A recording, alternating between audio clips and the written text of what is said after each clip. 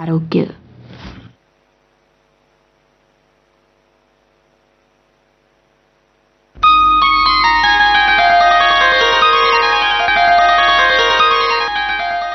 नमस्कार सभी श्रोताओं का स्वागत है। प्रोग्राम का नाम है आरोग्य और आज के इस प्रोग्राम में हमारे साथ हैं डॉक्टर निरुपम गुप्ता जो कि चाइल्ड स्पेशलिस्ट हैं और आज हम उनसे बात करेंगे ओमिक्रॉन के बारे में और किस तरह से बच्चों की रक्षा की जा सकती है इस वायरस से, उसके बारे में पूरी जानकारी होगी आज के इस प्रोग्राम में। सबसे पहले आपका स्वागत करते हैं डॉक्टर निरुपम। जी, थैंक यू सो मच जी, शुक्रिया संजीव जी। जी डॉक्टर साहब, ओमिक्रॉन, सबसे पहले तो इसके बारे में थोड़ी सी इंट्रोडक्शन हमारे श्रोताओं को दीजिए। बहुत सारी जानकारी तो अवेलेबल है, हर जगह पे लोग सुन रहे हैं इसके बारे में। हाँ जी। देखिए, अभी हम कोविड की ऑलमोस्ट थर्ड फेज के थ्रू गुजर रहे हैं, थर्ड वेव है ये कोविड की। ये जो हमारा वायरस है, कोरोना वायरस है, ये इसका एक टिपिकल बिहेवियर होता है कि ये अपने आप को म्यूटेशंस करके चेंज करता रहता है। एक सर्वाइवल की इंस्टिंक्ट हर लिविंग बीइंग में रहती है, तो इसी तरह से इस वायरस की भी एक सर्वाइवल इंस्टिंक्ट है। जैसे जैसे हम इसके अगेंस्ट प्रोटेक्टिव स्ट्रेटजीज डेवलप कर रहे हैं, वैसे वैसे वायरस भी अपने आप को चेंज कर रहा है ताकि वो भी सर्वाइव कर सके। तो ये उसका थर्ड अटेम्प्ट है। जैसे हमने शुरुआत में देखा, एक बीटा करके वेरिएंट आया था, फिर डेल्टा आया जिसने सेकंड वेव में वर्ल्ड ओवर काफी ज्यादा तबाही करी, और अब उसके बाद उसका एक फर्दर जो है काफी सारी म्यूटेशंस हो गई हैं। म्यूटेशन का मतलब होता है एक जेनेटिक बदलाव जो वायरस में आता है, जिसकी वजह से वायरस जो है अपने सर्वाइवल के लिए अपनी चेंजेस डेवलप करता है। तो ये जो वेरिएंट इस समय जो कि साउथ अफ्रीका से स्टार्ट हुआ था और अब तकरीबन सारे विश्व में फैल गया हुआ है, तो ये एक इस समय प्रेजेंट जो वेरिएंट, जो मेजर जो वेरिएंट जो सर्कुलेशन में है, वो यही है। हमारे इंडिया के डाटा के हिसाब से, आईसीएमआर के डाटा के हिसाब से, जो दो वेरिएंट्स एक्चुअली सर्कुलेशन में इस टाइम पे हैं। डेल्टा वेरिएंट जो सेकेंड वेव के टाइम था वो तो है ही है, और उसके साथ में जो दूसरा वेरिएंट जिसकी वजह से इस समय हम ज्यादा केसेस के स्पर्ट देख रहे हैं, वो ओमिक्रॉन ही है। जो बेसिक बदलाव इस वायरस में आप देख सकते हैं वो दो चीजें हैं। इसमें जो इन्फेक्शन का रेट है, मतलब इसका जो स्प्रेड करने की जो काबिलियत है, वो डेल्टा के मुकाबले ज्यादा है। बट दूसरी चीज जो अभी तक इसमें देखी गई है, जो कि गवर्नमेंट ऑफ इंडिया अभी भी बार बार समझा रही है कि अपना कोविड अप्रोप्रिएट बिहेवियर मत छोड़िए, ये माना जा रहा है कि इसकी इन्फेक्शियसनेस ज्यादा है, बट इसकी जो सीवियरिटी है वो अभी तक जो देखी गई है वो कम देखी गई है, कि हॉस्पिटलाइजेशन का रेट कम है जो हम कंपेयर करें सेकंड वेव से या फर्स्ट वेव से। जो डेल्टा वेरिएंट, हाँ जी, जो डेल्टा वेरिएंट था उसके साथ तो हम सब ने इस चीज को महसूस भी किया और हम सब इसके थ्रू गुजरे भी हैं कि उसने कितनी बुरी भारी तबाही की इंडिया के अंदर और वर्ल्ड ओवर। जी डॉक्टर साहब, आप बच्चों के स्पेशलिस्ट हैं और पीडियाट्रिशियन हैं। वैसे बड़े तो सारे इसके बारे में जानते हैं कि किस तरह से अगर हम उन्हें कहें कि हाथ साफ करने, वो साफ भी कर लेते हैं, और उन्हें कहें कि मास्क लगाना है, लगा भी लेते हैं। छोटे बच्चों को टैकल करना बहुत मुश्किल होता है, और जिन घरों में छोटे बच्चे हैं वो भी हमें सुन रहे हैं इस समय प्रोग्राम में। तो थोड़ा सा उनकी गाइडेंस के लिए सबसे पहले कि ओमिक्रॉन से बचने के लिए कौन कौन सा बिहेवियर जो है वो बच्चों तक किस तरह से उनको तैयार करना है उसके लिए। देखिए संजीव जी, जो बेसिक वो चीज वो सेम ही रहेगी, कोविड अप्रोप्रिएट बिहेवियर। अब कोविड अप्रोप्रिएट बिहेवियर आपने बिल्कुल ठीक कहा कि जो बच्चे तो थोड़े बड़े हैं, जो एडोलेसेंट एज ग्रुप में हैं, जो समझ सकते हैं हमारी बातें, तो उनको तो हम एक्चुअली वही तीन बेसिक चीजें जो कोविड अप्रोप्रिएट बिहेवियर में है वो वही सेम ही रहेंगी, कि एक डिस्टेंस जो है 6 फीट का डिस्टेंस रखना है किसी से भी बात करते समय, जब भी आप घर के बाहर हैं। WHO CDC की गाइडलाइंस के हिसाब से 2 साल से छोटे बच्चे को यूजुअली मास्क पहनाना एडवाइजेबल नहीं रहता है, बिकॉज वो मास्क के अंदर रीब्रीथ करते हैं। तो 2 साल के छोटे बच्चों को यूजुअली हम लोग नहीं रिकमेंड करते हैं कि उनको मास्क पहनाया जाए। तो सबसे पहली चीज है कि जहां तक हो सके घर से बाहर ना निकलें, जब तक कि कोई बहुत अर्जेंट नीड नहीं है तो घर से बाहर बच्चों को ना निकाला जाए। सेकंड ये है कि अगर उनको निकाला जाएगा, जो तो 2 साल से बड़े बच्चे हैं, उनको हमेशा मास्क में रखना है। और अभी तो हमारी जो गवर्नमेंट ऑफ इंडिया की गाइडलाइन है, डबल मास्किंग रिकमेंडेड है, तो डबल मास्किंग में रखना है। थर्ड ये है कि जब आप घर के बाहर हैं, आपने मास्क भी पहना हुआ है, फिर भी अगर आपको किसी से बात वगैरह करनी है, आपको सेफ डिस्टेंस जो है वो मेंटेन करना ही करना है। और चौथा जो रूट हमें हमेशा पता रहता है कि वायरसेस स्प्रेड कैसे करते हैं, जैसे एक तो हवा के थ्रू स्प्रेड करेंगे, और दूसरा है कि अगर हम किसी इन्फेक्टेड चीज को हाथ लगा के अपने, बिकॉज जो पोर्टल है जो हमारी बॉडी के अंदर घुसने की, जो वायरस की एंट्री है, वो हमारे nose, mouth and third eyes थोड़ा कम चांसेस रहते हैं। मेन जो रूट्स हैं वो नोज और माउथ हैं। तो अगर आपने मास्क पहना होगा तो चांसेस है कि आप अपने नाक और मुंह को हाथ नहीं लगा पाएंगे। बट ये भी ध्यान रखना है कि आप जहां भी कभी आप हाथ लगाते हैं तो रेगुलर हैंड वॉश करना है सोप एंड वाटर से, 20 सेकेंड टू 40 सेकेंड्स, या आप जो आजकल कमर्शियली अवेलेबल सैनिटाइजर्स हैं जिसमें अल्कोहल की मात्रा 70% से ज्यादा होनी चाहिए, उनका इस्तेमाल आप रेगुलर बेसिस पे करें। जी जी जी। तो जब हम बात ये करते हैं कोरोना की, कोविड की, तो यही कहा जाता है कि बच्चों का और बुजुर्गों का खास ध्यान रखिए। जी तो बिल्कुल बुजुर्गों की बात हम नहीं करेंगे आज के इस प्रोग्राम में, क्योंकि ये बच्चों से जुड़ा हुआ प्रोग्राम है आज का। जी। तो यही जानना चाहेंगे कि बच्चों का खास ख्याल क्यों? कहते हैं कि बच्चे जो है इम्यूनिटी ज्यादा होती है उनमें, लेकिन उनका ध्यान ज्यादा रखना है, वो वजह क्या है? देखिए संजीव जी, अभी तक जो देखा गया है वेव 1 में और वेव 2 में, जो जी कोरोना वायरस, जो कोविड-19 जिसके थ्रू हम जूझ रहे हैं, तो उसका जो सीवियरिटी है in general all over the world बच्चों में कम देखी गई है। हम्म इवन ओमिक्रॉन के साथ भी ये देखा गया है कि बच्चों में इन्फेक्शन का रेट तो बहुत हाई है इस समय, but severity of the disease कम है। बेसिकली इम्यूनिटी से ज्यादा ये है कि जो वायरस है वो बच्चों के अंदर, जो वायरस को एक हम सब बात पढ़ रहे हैं आजकल के वायरस के ऊपर स्पाइक प्रोटीन होता है जिसमें एक्चुअली ये जो बदलाव म्यूटेशन है उसी के अंदर हो रही हैं। हाँ हाँ। तो वायरस की जो क्षमता है हमारे रेस्पिरेटरी, हमारे जो सांस वाले जो सिस्टम के साथ जुड़ने की, वो बच्चों में वो रिसेप्टर्स कम होते हैं, तो इसलिए वो वायरस जो है वो बच्चों में कम इन्वॉल्व कर पाता है बच्चों को। जी तो वायरस की एडिजन कम है, जिसकी वजह से नेचुरल तौर पे बच्चे जो है वो वायरस के जो है चपेट में आते तो है, पर उनमें डिजीज की सीवियरिटी कम रहती है। पिछली जी। 2 वेव में भी ये चीज डॉक्यूमेंट की गई है, और ओमिक्रॉन के टाइम भी हमने देखा है कि जो बच्चों में सीवियरिटी ऑफ इन्फेक्शन है वो कम रहा है, उनकी हॉस्पिटलाइजेशन का रेट भी कम रहा है। जी तो कुछ रिस्क फैक्टर एक्सप्लेन किए गए हैं।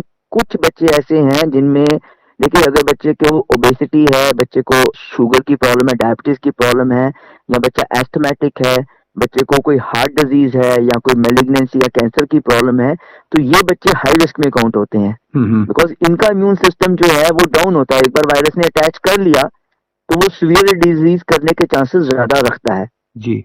तो एक वजह तो ये है। दूसरा देखिए संजीव जी, अगर हम इंफ्रास्ट्रक्चर की बात करें, तो अगर हम इन जनरल इंडिया में स्टडी करें, तो अगर हमारे पास 10 अडल्ट आईसीयूज हैं, तो उसके कंपैरिजन में पीडियाट्रिक के हमारा जो आईसीयू या जो क्रिटिकल केयर इंफ्रास्ट्रक्चर है वो अडल्ट्स के मुकाबले काफी कम है। तो इसलिए गवर्नमेंट ऑफ इंडिया का ये भी कंसर्न है कि अगर ज्यादा बीमार बच्चे, ज्यादा हॉस्पिटलाइजेशन बच्चों में बढ़ी, तो हमारा जो हेल्थ केयर सिस्टम है वो चरमरा सकता है, बिकॉज हमारी कैपेसिटी जो है, दो गवर्नमेंट ऑफ इंडिया ने बहुत मेहनत करके पिछले 1 साल में काफी डेवलपमेंट, काफी अपग्रेड कर लिया है सिस्टम को, बट फिर भी एक एप्रीहेंशन उनके माइंड में अभी भी रह रही है। जिन्होंने अभी ट्यून इन किया है उनको बता दूं कि डॉक्टर निरुपम गुप्ता है हमारे साथ इस समय। प्रोग्राम का नाम है आरोग्य, और आज हम खासतौर पे ओमिक्रॉन का बच्चों पर किस तरह से असर होता है, कैसे उनकी रक्षा की जा सकती है, उस पर बात कर रहे हैं।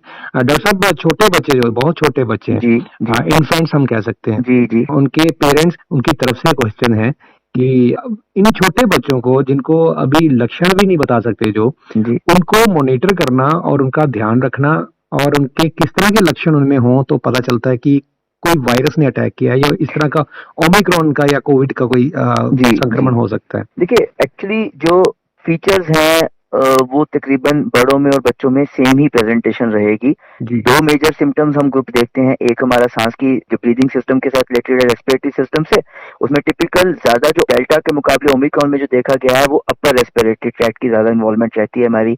छोटे बच्चे की मैं बात कर रहा हूँ, अगर आपको उसको जुकाम है, उसका नाक चल रहा है, या वो हल्की खांसी कर रहा है, या बुखार है, मेन सिम्टम, पर किन्हीं बच्चों में पेट दर्द, डायरिया और वोमिटिंग भी जो है वो प्रेजेंटेशन देखी गई है। तो अब छोटे बच्चे को अगर तो कोई सिम्टम अपीयर होता है, तो सबसे पहले आपने देखना है कि फैमिली में कोई बड़ा तो नहीं है जो इन्वॉल्व है, कोई बड़ा तो ऐसा नहीं है जिसमें सेम सिम्टम्स प्रेजेंट हो रहे हैं। बिकॉज अगर बच्चे ने कैच किया है तो बच्चा तो घर के बाहर गया नहीं है, तो ऑब्वियसली कोई बड़ा ही लेकर आया होगा। अब यहाँ तो बड़े को सिम्टम्स नहीं प्रेजेंट हुए, वही सिम्टोमेटिक कैरियर हो सकता है। बट अमूमन देखा गया है कि जिस भी फैमिली में छोटे बच्चे में सिम्टम आए हैं, कोई ना कोई घर का बड़ा सदस्य जरूर होता है जिसको सिम्टम आ रहे होते हैं।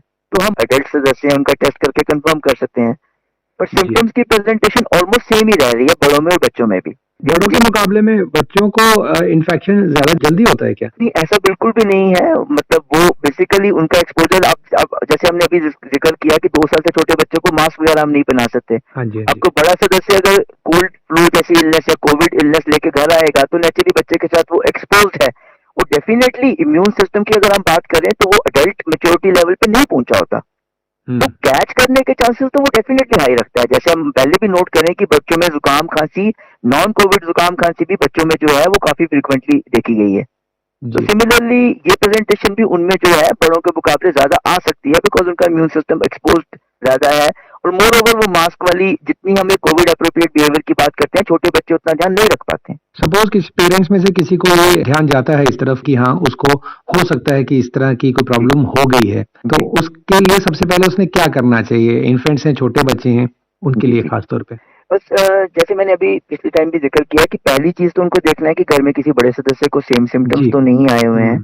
अगर सपोज करें घर के सारे बड़े सदस्य ठीक हैं, तो छोटे बच्चे में अगर उनको लग रहा है कि ये लक्षण कोविड के हो सकते हैं, तो बच्चे की टेस्टिंग जो है करवानी है।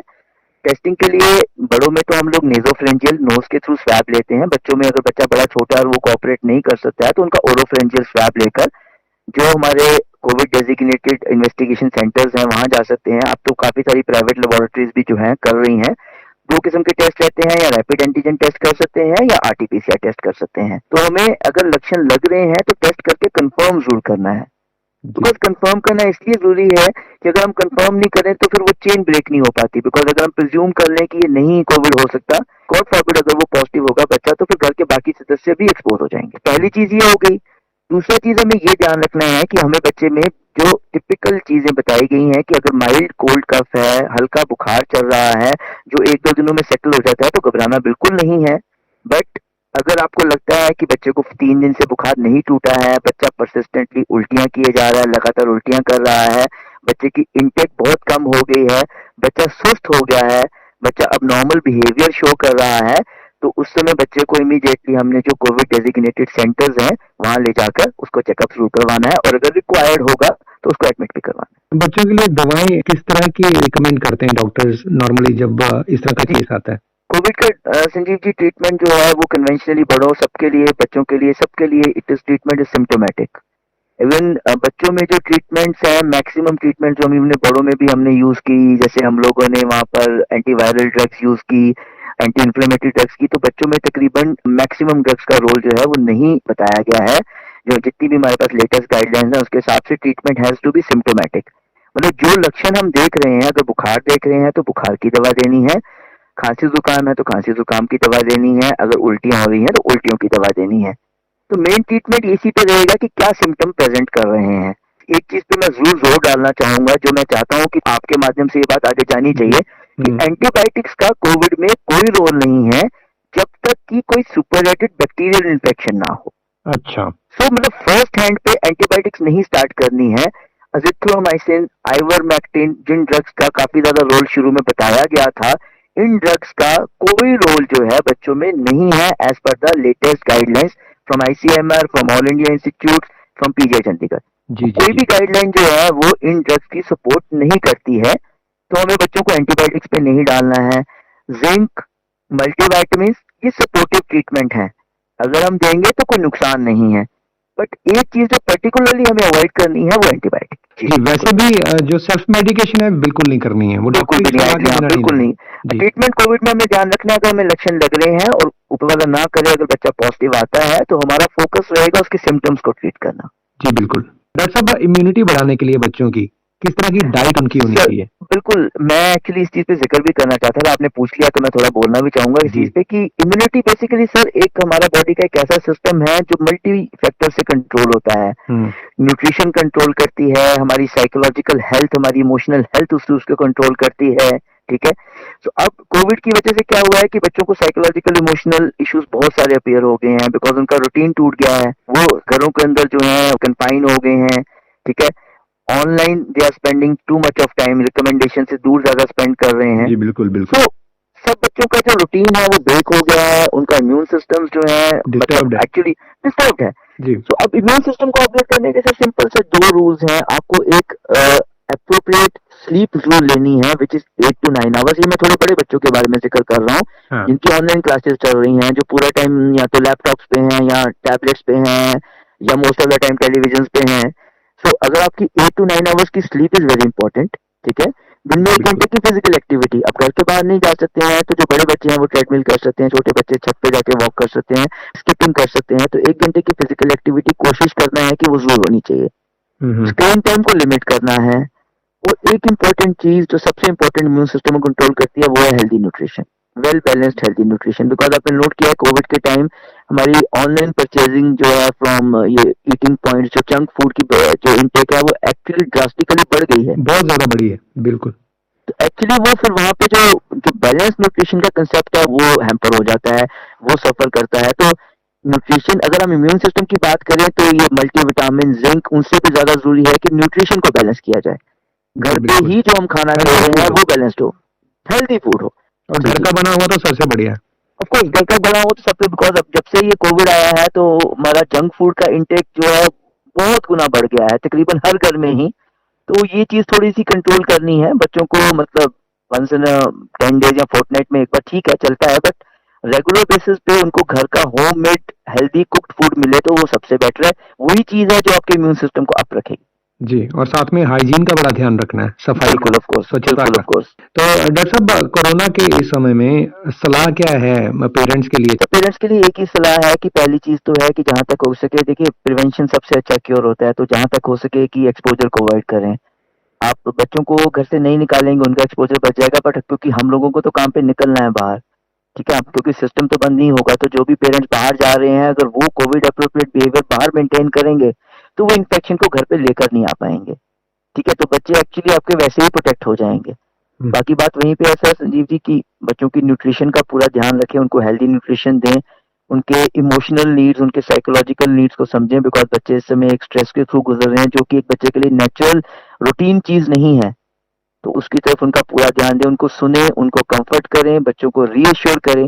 जो बड़े बच्चे हैं उनको रिलायबल इंफॉर्मेशन प्रोवाइड करें, उनके अगर मिथ्स हैं चीजों को लेके उनको क्लियर करें, बेसिक उनको कोविड अप्रोप्रिएट बिहेवियर उनको सिखाएं, उनके अंदर इनकलकेट करें ये हैबिट्स कि आपको हैंड वॉश करना है, बाहर जाना है तो मास्क वियर करना है, बिकॉज अब जो 11th-12th के स्टूडेंट्स हैं उनको तो जाना भी पड़ेगा वैक्सीनेशन के बाद, तो ये हैबिट्स उनके अंदर इनकलकेट करनी है कि आपको सेफ डिस्टेंस क्या है, मास्किंग क्या है, हैंड वॉशिंग का क्या है।